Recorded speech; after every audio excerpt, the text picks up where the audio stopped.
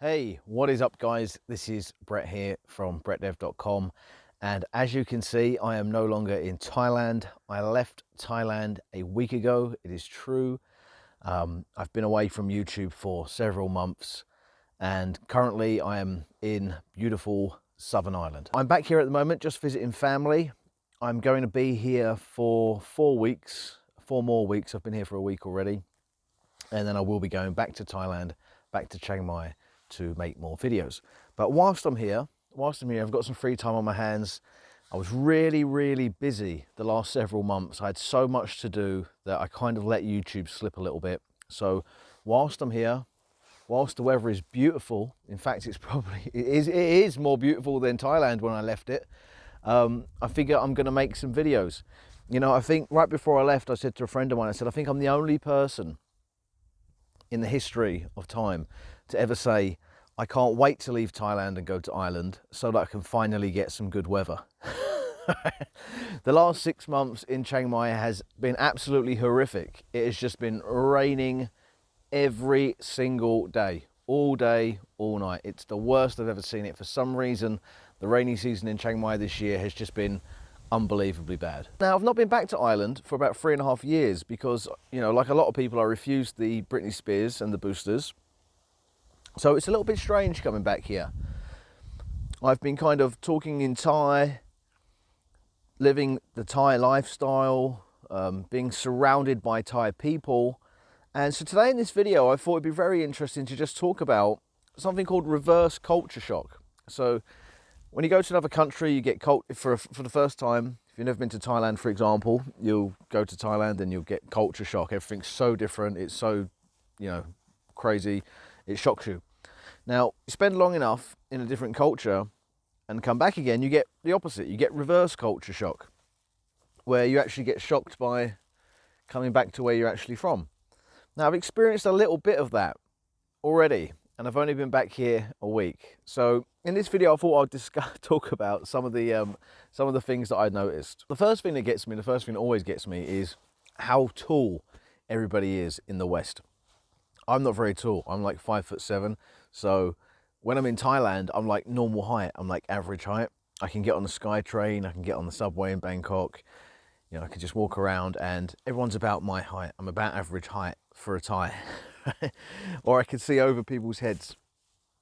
Whenever I land back here in Ireland, or I've not been back to England for 10 years, but landing back here in Ireland, the first thing you notice is just how massive everybody is. That always gets me. It's always a really strange experience because I'm just not used to it. Another thing that got me is I flew into Dublin, and I had to get down here. So I'm right down in the south of Ireland, like on the coast, a place called Waterford, and I had to get from Dublin to Waterford, and I decided, you know, my sister said she'd pick me up. I said, no, don't worry about it. I'll just get a bus, because what's the point in her driving all the way up there to get me and then having to drive all the way back down? So I just get a bus, it's fine. So I get the bus. Actually, getting the bus was extremely difficult. I didn't know where I was going. I didn't know what bus to get. I was asking around in the bus station and absolutely nobody would help me. Now, I can speak English. I'm from England. But not the Irish, but the people in the airport, there's just no help. You know, you got to just figure this stuff out yourself. And I was thinking to myself, man, this is crazy. If I was in Thailand and I was getting a bus somewhere, I wouldn't have to do anything. You know, a Thai person, somebody at the bus station would just come, help me, give me all the information, sort it all out for me. And life is super easy. Thai people are so helpful. You don't have to worry about things like that. I thought to myself, what if somebody was coming over to Ireland from Thailand, or somebody that's not a native English speaker who couldn't speak Irish? They would just be screwed. They wouldn't be able to do anything. Nobody would help them. They'd be completely lost. They'd just be living in the airport forever. I thought that was absolutely crazy. And and that's the first thing I noticed as soon as I got off the plane. I was like, man, does it have to be this hard? Why is there not an information booth right there at the bus station? There's tons of buses coming, tons of bus stops, probably 20 of them.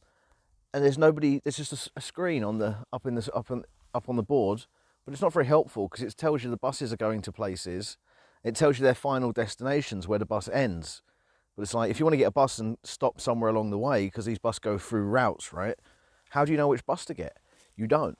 So I was like, why is there not an information counter here? Because in Thailand, there would be an information counter, and not only would it be an information counter, but the people at the counter would do everything for you. They would help you out. The hospitality is just, is crazy. I couldn't believe it.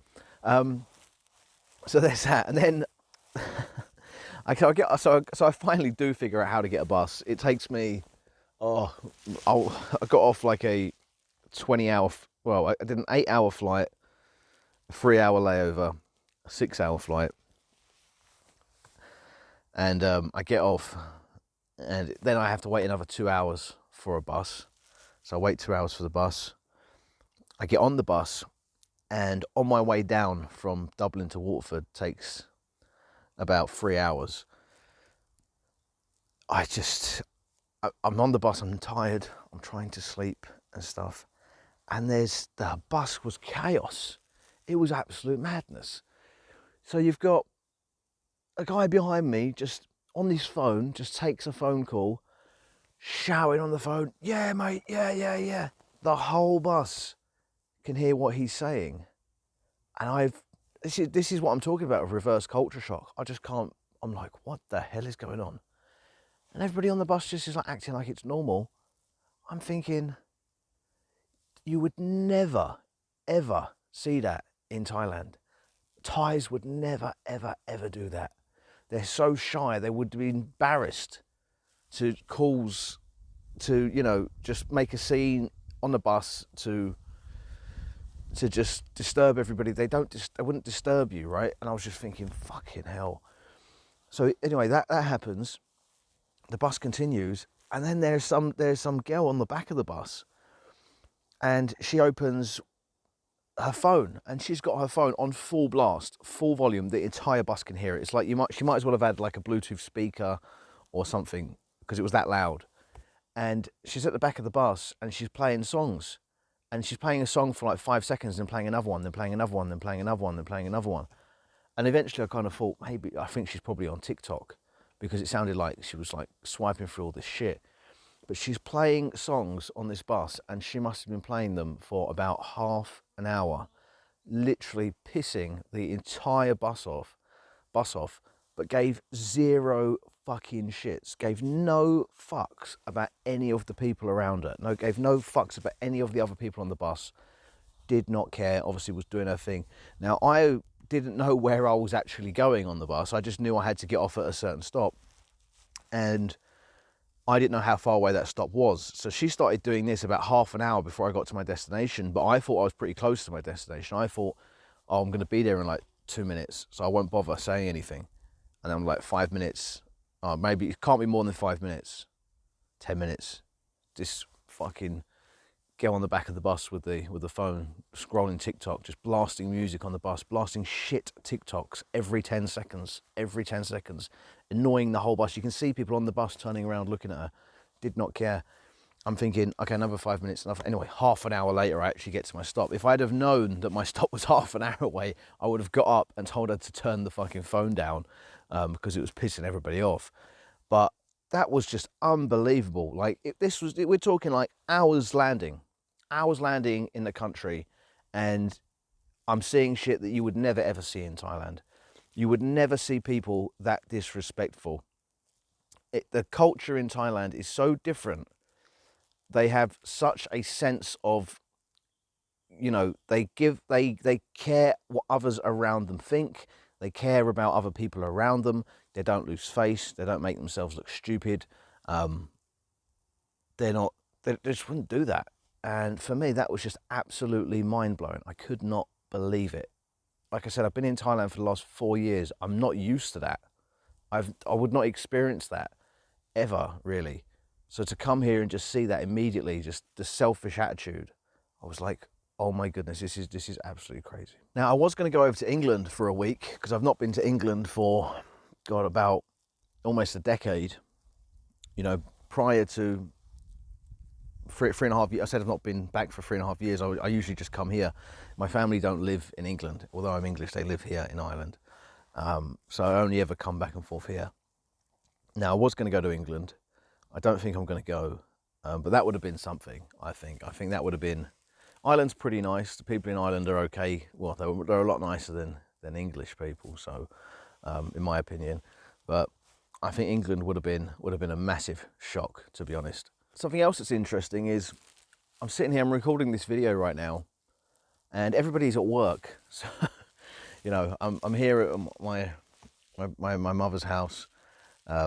Here to see my mother, my sister, my nephews, my nieces, and it's about 2 in the afternoon, and everybody's at work, and everybody's just does this. I know that in Thailand, like, people obviously have jobs and they go to work as well, but it's interesting being like somebody that works online, being somebody that, you know, if you work from a laptop, you don't have a job, and everybody's saying to me, oh, that's so cool that, like, you know, you don't have, like, it's weird that I'm here and just like not doing anything, just kind of sitting in a field making a video.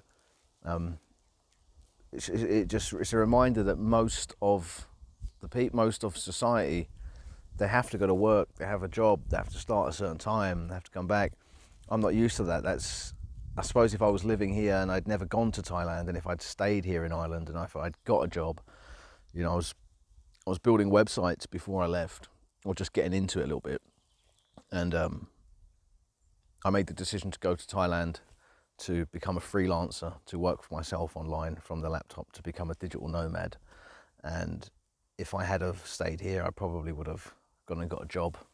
I would be working a 9 to 5, probably for a web agency, driving an hour or two into the city, driving an hour or two back. You know, if you work online, you don't have those limitations that everybody else has. So I'm not, you know, the people I hang around with in Thailand, they all work online obviously as well, because it's like a digital nomad hub, and all the foreigners there, you can't really work there, so every foreigner works online, and I think that's kind of normal. And then when I come here, I'm like, oh, those jobs, I remember those. It's great because I make a lot of videos in Thailand talking about this sort of stuff, but where I've been away for so long, I'm talking about it, but I've not seen it. So coming back is really, really nice. I do plan on making more videos whilst I'm over here. So like I said, I'm going to be here for a month, and I'll be going back probably in November time. So if you want me to make some videos, if you've got any questions, if you want perhaps for me to give you my perspective from being back here in the West, then please leave a comment in the description. And, you know, if you are interested in, I suppose, living a lifestyle where you can just travel when you want, you know, I didn't have to arrange this trip around anything. I kind of booked it randomly and come out here. You know, I don't have to work a job and stuff like that. If you are interested in a lifestyle like that and becoming a digital nomad or whatever, then do check out my link in the description, because there you have my full backstory, and you can sign up and you can watch that. That's all for today, guys. I hope you enjoyed this video. Like I said, there's probably going to be many more things that I'm going to experience, like reverse culture shock wise.